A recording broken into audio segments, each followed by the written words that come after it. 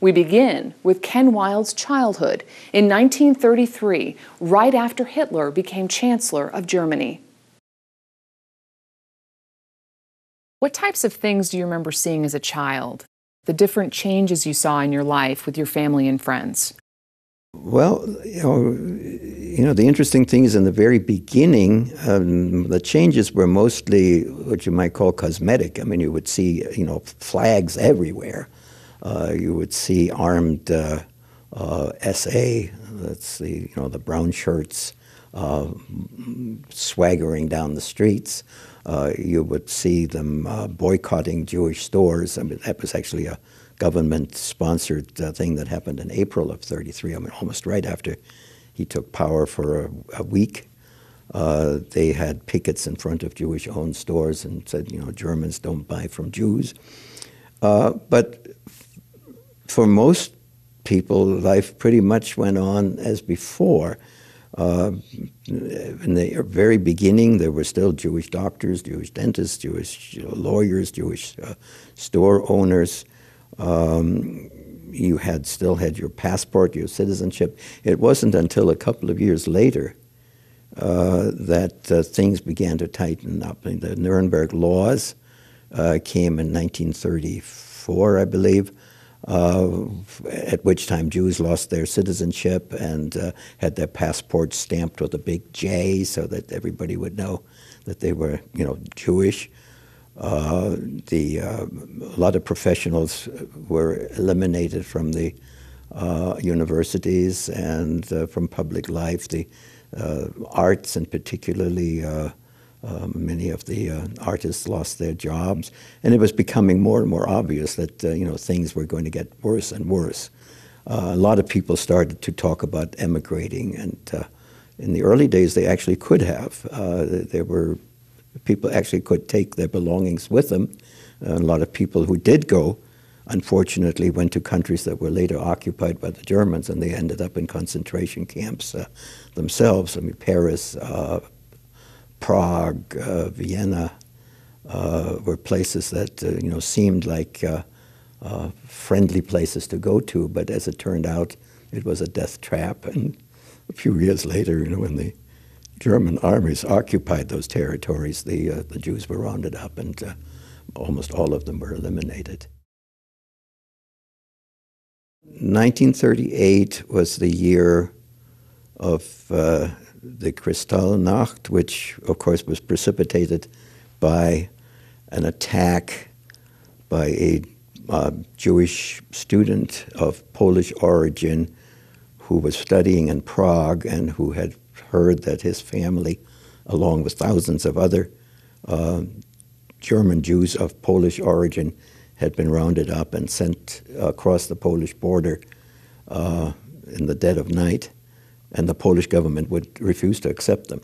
So they ended up in no man's land for several weeks, I think. This train was just standing there. I guess they lived on the kindness of strangers who might possibly, bring them some supplies. I can't really imagine what they went through. Anyway, this Herschel Greenspan was his name. This young man was so incensed that he went to the German embassy in Prague and wanted to speak to the ambassador. I think he intended to assassinate the ambassador in retaliation. What happened, the ambassador was not available, but one of the younger legation secretaries came out to ask him what he wanted, and so he shot and killed him. And that started this avalanche. I mean, this was just what Dr. Goebbels needed to start this, what he called spontaneous eruption of hatred. So that led to the Kristallnacht on November the 9th, 1938, where almost every synagogue in Germany was set on fire. About 20,000 Jews were arrested on the street. Every German-owned store was ransacked, windows broken. That's why it's known as the Kristallnacht, the night of crystal. The next morning, when my brother Gerhard and I started for school, we had to walk through the streets with all these shards of glass everywhere, and the store owners were made to sweep up the glass from the sidewalks, and people were gathering around them, mocking them, and it was a horrible experience. You felt totally helpless, and there was nothing you could do. All you really wanted to do was cry. It was so awful to see these poor store owners, had lost everything, and then they had to go out there on their hands and knees and sweep up the broken glass and expose themselves to all that mockery. I mean, it was terrible. It really was. It was just knowing that we were there and we couldn't get out, and God knows what would happen. I mean, every night there was a question of who's going to knock on the door in the middle of the night. It was just sort of a terrible scenario. From that moment on, Jews were no longer allowed to be in business, no longer allowed to be in any of the professions. Several Jewish relief agencies had gone and talked to the British government and the American government to see if they would take some kids. And the Senator Wagner introduced a bill in New York, introduced a bill in Congress to allow children to come in, but it was defeated. They thought that once we opened the window for one, there's no telling how many more are going to sneak in. So that, and of course it was the Great Depression, so we must not forget that. The British government agreed to allow any number of children between the ages of, I think, 5 and 17 to come in on a temporary basis, as long as they had somebody who would take them in. And they would have to post a guarantee of, I think, £50 or something, that they would not be a burden to the British public or the British government. And the understanding, of course, was this was strictly temporary, and they would all, be going home as soon as this was over, or going to what other countries their parents might go to.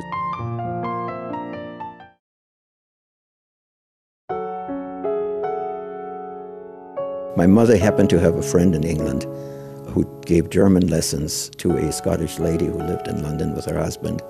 And this lady had expressed some interest in maybe taking in a child. And she said, I think I know somebody, and this is how this started. And my parents decided, since I was the older one, that probably more vulnerable, they would send me first and my little brother could follow as soon as possible. Well, that never happened, unfortunately. But I was lucky enough to be chosen, and I did go and ended up with a family in England. Later on, when we thought about it, my God, how could my parents have done this? Let their child go to an unknown country, to an unknown, well, they weren't totally unknown. My mother had met the family, but basically unknown, and an unknown fate. And what was to become of them? They had no idea whether we would ever see each other again. I don't remember too much about the actual event of the day. I think both of my parents came to the station with me, but I'm not even certain about that. I know that we had a number of escorts or chaperones, whatever you want to call it, young people who made sure that we were well taken care of on the train. They tried to entertain us. They played the guitar, and we sang songs, and we tried to make the kids feel as happy as possible. And we bonded very quickly, all kids going to this unknown fate. And I still remember we went on the boat. We went from Hamburg to Southampton, so we made a stop in Le Havre in France, and then went to Southampton. So we had a couple of nights actually on the boat.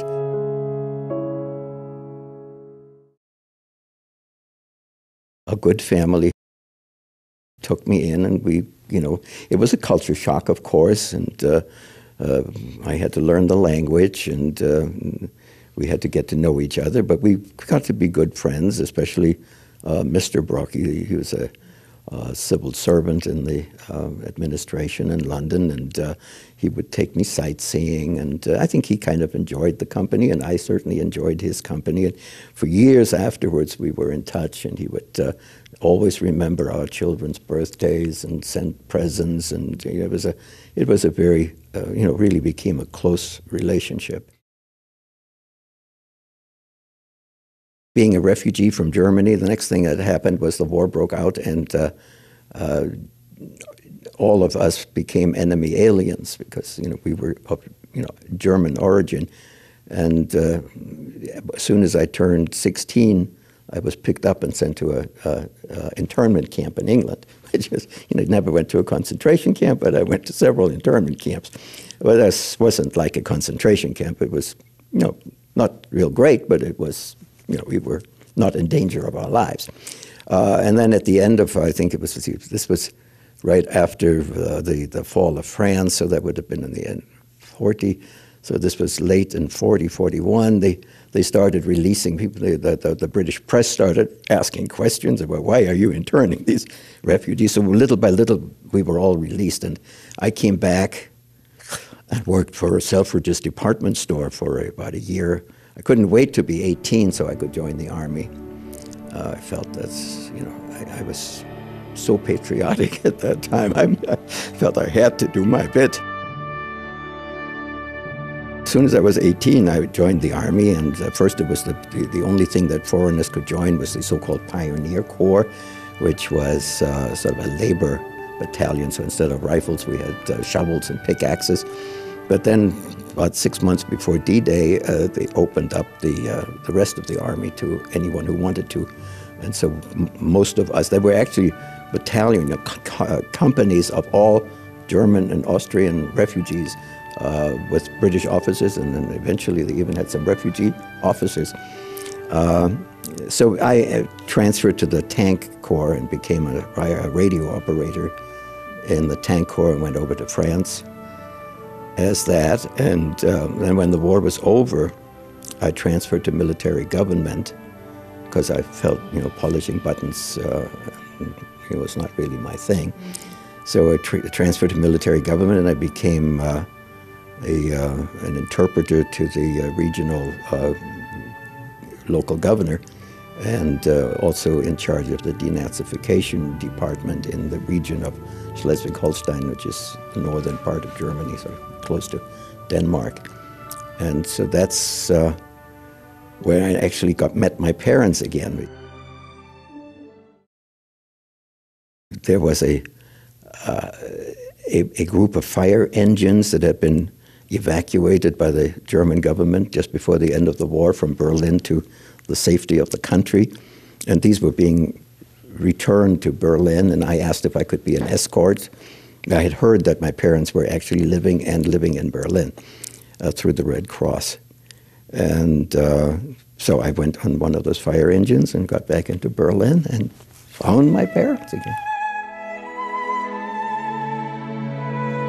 I knew where to look for them, and I saw this, who looked to me like, a very emaciated-looking old man pushing a little wagon with firewood. And that was my dad, who had been to the local park and got some firewood, because they had nobody at that time, not just, being Jewish made no difference anymore. Nobody had anything. Nobody had firewood, nobody had any, the heating, cooling, or anything like that. So he had lost a tremendous amount of weight. But we recognized each other, and so we were back together again. How long were you separated from your parents? 7 years. Were you reunited with your mother? Yes, of course.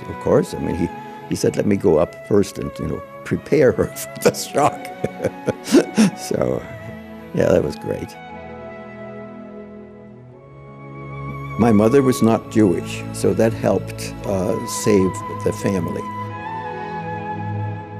Without that, neither my father nor my brother would have survived. My father and brother were periodically pulled into police headquarters and detained for a day or two, but they always came home again. and they were, drafted into these various labor detachments where they would unload coal barges or do whatever. Later on, clear streets from bomb damage, and as the air raids became stronger and stronger, there was more and more of that kind of work to be done. But they did survive.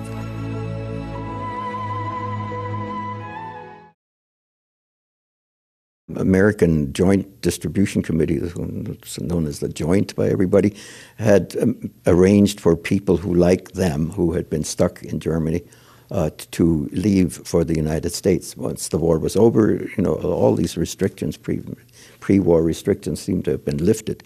So they left Berlin and came to St. Louis before I was ever out of the Army. And so when I was demobilized in '47, I felt that was the only obvious thing for me to do, is to join my parents. Otherwise, I probably would have stayed in England.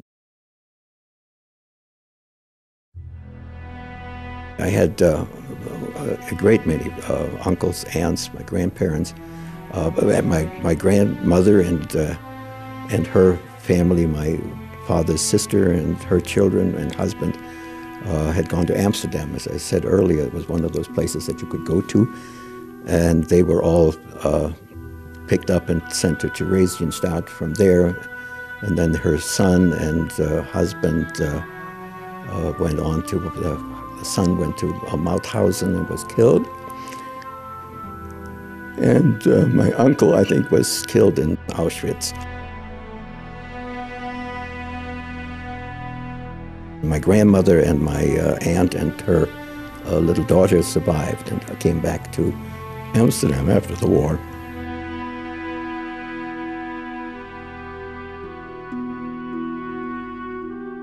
An amazing story of survival from Ken Wilde. But as you heard there, so many of his loved ones never lived to tell their life stories.